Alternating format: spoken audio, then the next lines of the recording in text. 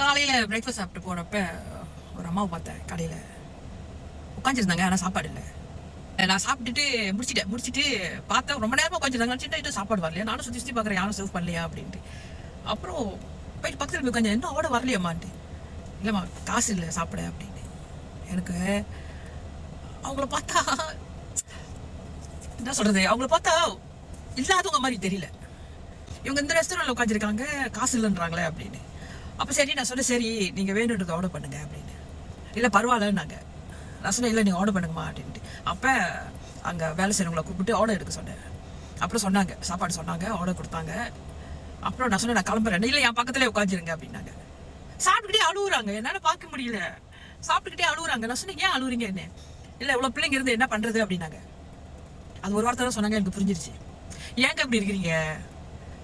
எவ்வளோ கஷ்டப்பட்டுருப்பாங்க உங்க எல்லாத்தையும் வளர்க்க. அவங்க ஒரு பிள்ளைன்னு சொன்ன பரவாயில்ல, பிள்ளைங்க எல்லா பிள்ளைங்களும் இருந்து என்ன புண்ணியம் அப்படின்னு சொல்லி அழுகுறப்ப யாருமே அவங்கள பார்த்துக்கலையா? அப்போ நான் கேட்டேன், என்ன இப்போ நீங்கள் யார் கூட இருக்கிறீங்கன்னு. பிள்ளைங்க கூட தான் இருக்கிறேன், வீட்டில் ஒன்றுமே இல்லை சாப்பிட. அவங்க வெளியே சாப்பிட்டு வந்துடுவாங்க. என்னங்க இது, என்னங்க இது, எப்படிங்க இந்த மாதிரிலாம் இருக்கிறீங்க? டேய் எப்படா இருக்கிறீங்க நீங்கெல்லாம்?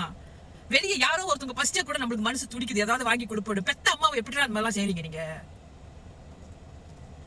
கர்மா தெரியுமா? அவங்க அந்த கர்மா அப்படிங்கிற உங்களை சும்மா விடாது. அந்த ஒரு பொம்பளை யாரோ ஒரு நானு என்கிட்ட வந்துட்டு அவங்க அழுத்தாங்கன்னா அந்த கர்மா உங்களை சும்மா விடாது. உங்களுக்கும் பிள்ளைங்க இருக்குதானே, உங்களுக்கும் பிள்ளைங்க இருக்காங்க, நீங்களும் அதை அனுபவிப்பீங்க. என்னங்க வீட்டுல அம்மாவை விட்டு சாப்பிட ஒண்ணும் இல்லாம நீங்க வெளியே சாப்பிட்டு வரீங்க, பிள்ளை அம்மாவுக்கு ஒண்ணும் இல்ல, எப்படிங்க மனசு வருது? கடையில வந்து உட்கார்ந்துருக்காங்க, என்ன நினைச்சு வந்து உட்கார்ந்துருக்காங்க? யாராவது சாப்பாடு கொடுப்பாங்கன்னு தானே வந்து உட்கார்ந்துருக்காங்க. திருந்துங்கடா, டே திருந்துங்கடா. உங்களோட சாப்பிடுங்க தெரியுமா, வெளியே போயிட்டு அம்மாவை விட்டுட்டு அது வந்துட்டு உங்களுக்கு சேராது.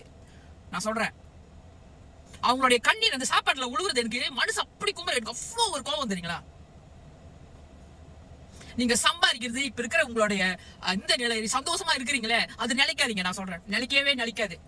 அம்மாவோட கண்ணீர் யாரையும் சும்மா விடாது. பிள்ளைங்க அழு வச்சாங்கன்னு வைங்களேன், சும்மா விடாது.